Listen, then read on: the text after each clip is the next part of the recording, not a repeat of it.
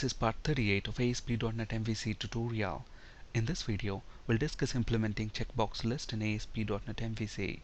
Please watch part 37 before proceeding. We'll be using this table TBL city for this demo. For every city that we have got in this table, we want to generate a checkbox control. If the user selects multiple cities, and then once he clicks on the submit button, we want to display a message stating you selected and whatever cities the user has selected. On the other hand, if the user didn't select any city, and then once he clicks on a submit button, then we want to display a message stating you didn't select any city. Let's see how to achieve this. Let's flip to Visual Studio. And to retrieve data from the database, we'll be using ADO.NET Entity Framework. So obviously the first step here is to add ADO.NET Entity Data Model.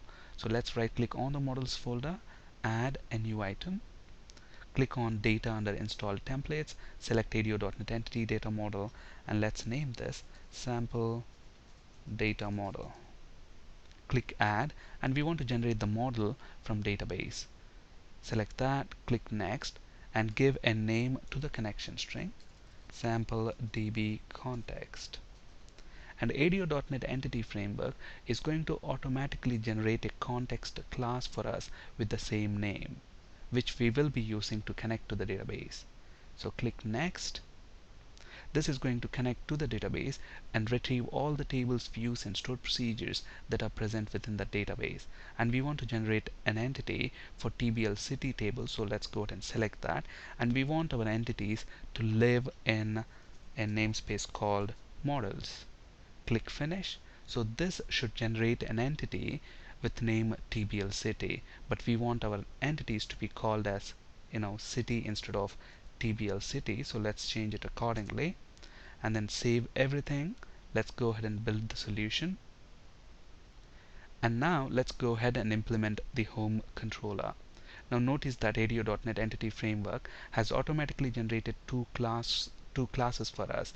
One is the Sample DB Context class, which will help us connect to the database automatically, and the other one is the entity class, the city class. And this city class is going to have properties for these three columns: ID, name, and selected.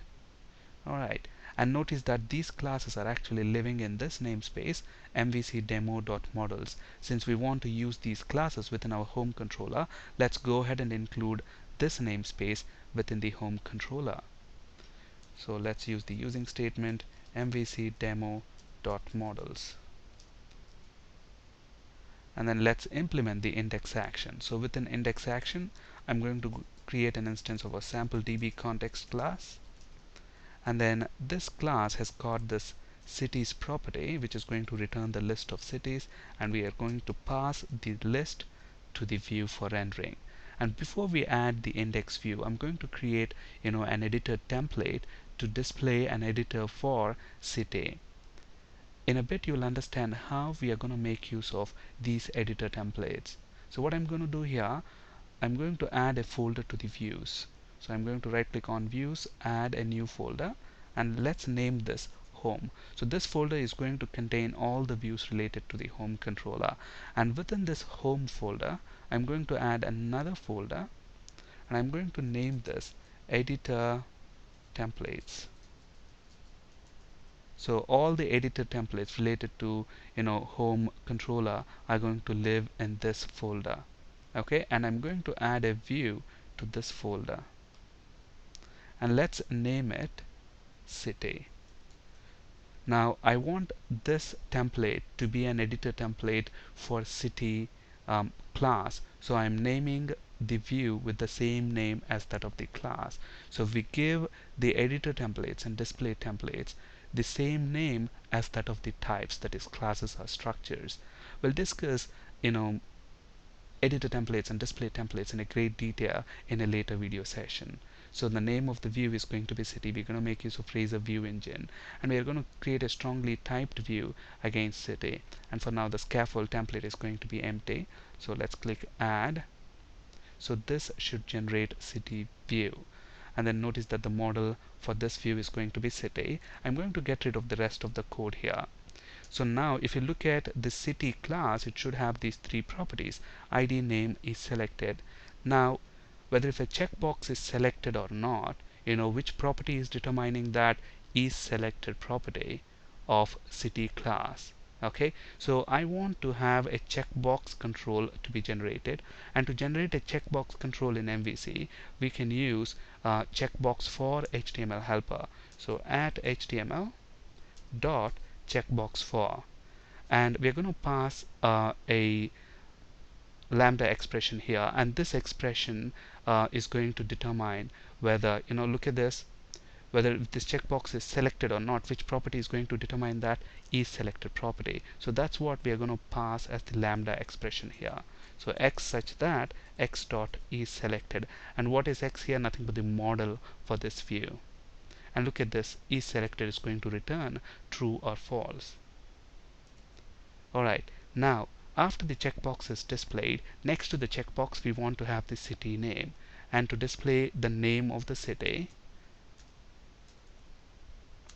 I'm going to use another helper called display for, and then lambda expression identifying the name of the city.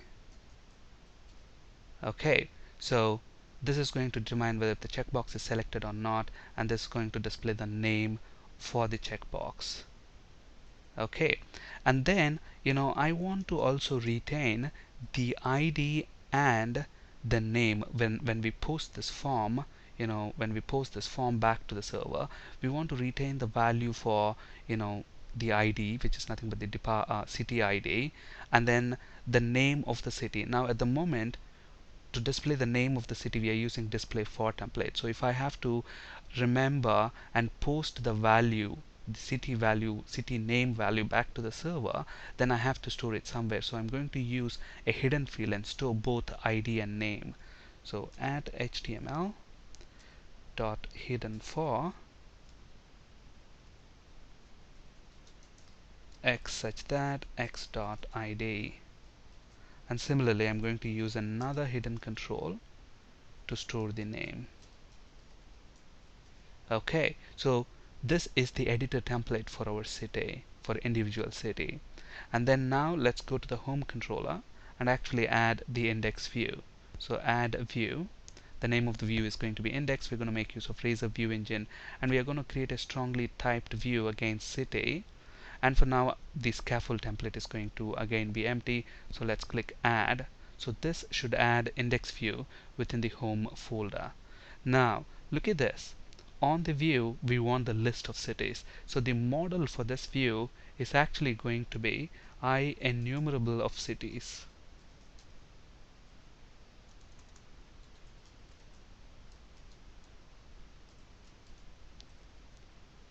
And then let's use a div tag and set the font family to Arial.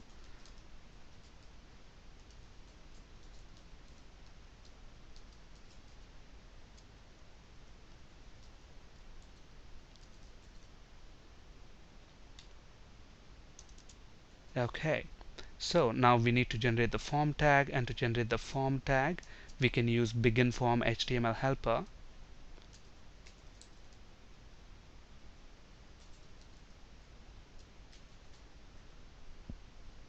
So this is going to generate the opening and closing form tag for us, and within this, now notice this, we are going to make use of this editor template in this index view.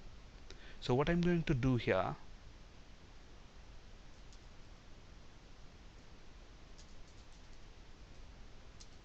I'm going to use an HTML helper here called editor for model. Okay, now notice that here, the moment we call this function editor for model, MVC by convention what it's going to look is, it's going to look for an editor, a template with the same name as that of this type. So what's the model for this class? City. Okay, so and the type is basically nothing but the class. Okay, the type here is city.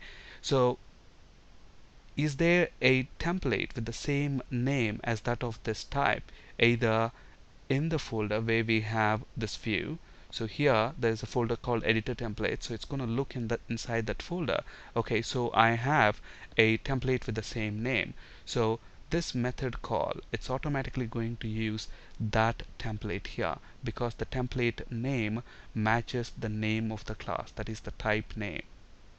Okay, and then we want an HTML break and then a button to submit the page. So I'm going to use an input type is equal to submit, value is also going to be submit. So obviously when we click on this button, what's going to happen? It's going to post the page to the server, and when that happens we need to have an action method within the home controller to handle that. So let's add another index action method. So this index action method is going to respond to the get operation. So let's decorate that with HTTP get attribute, and this action method should respond to the post operation. So let's decorate this with HTTP post. Alright, so when we actually post this form, it's going to receive this list of city objects, which is nothing but IEnumerable of city objects. So this function is going to receive IEnumerable of city, and let's name it cities. And if you remember what message we want to display if the user didn't select any of the cities, and then once he click on the submit button we want to display a message stating you didn't select any city. And for now let's return just a simple string from this controller action method. So if the count of the cities x such that x dot is selected. So if the if is selected property is if the count is 0, then we know for sure no cities are selected, in which case we want to return a message stating you didn't select any city.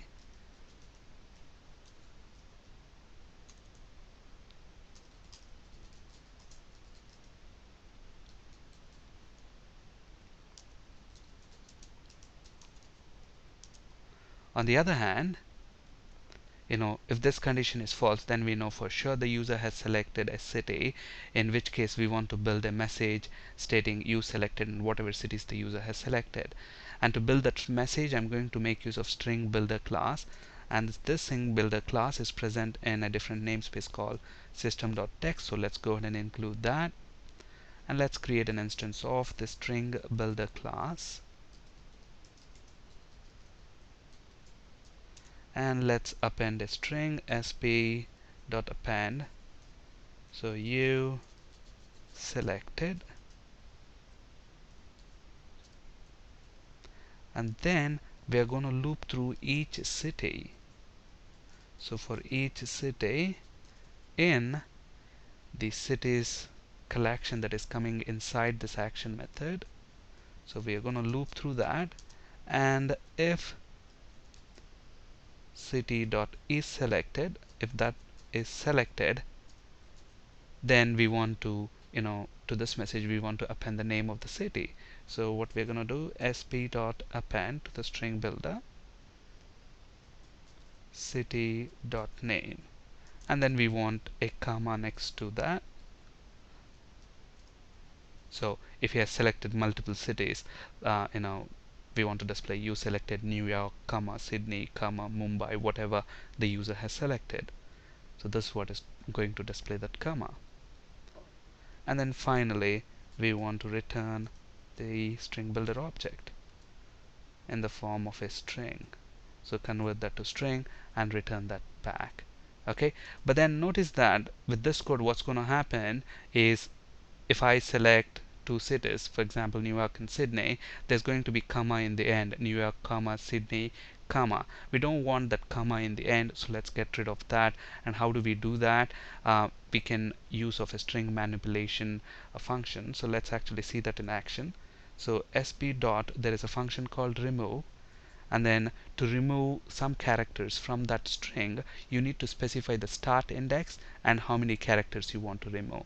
Okay, so I want to retrieve here the last index of the last comma within a string, and to do that So let's use that string builder object dot toString, and then get the last index of comma. So that is going to give us the start index from where you want to remove characters, and the next parameter is going to be how many characters. What is the number of characters that you want to remove? Only one. That's it. With all these changes, let's actually go ahead and run this and see if it works as expected. So now it should display for each city a checkbox control within this index view. Okay, so let's select New York and Sydney, click on submit. Notice that you selected New York, Sydney. On the other hand, if I don't select any of the cities, click submit, you didn't select any city. Alright, on this slide you can find resources for ASP.NET C# and SQL Server interview questions. That's it for today. Thank you for listening. Have a great day.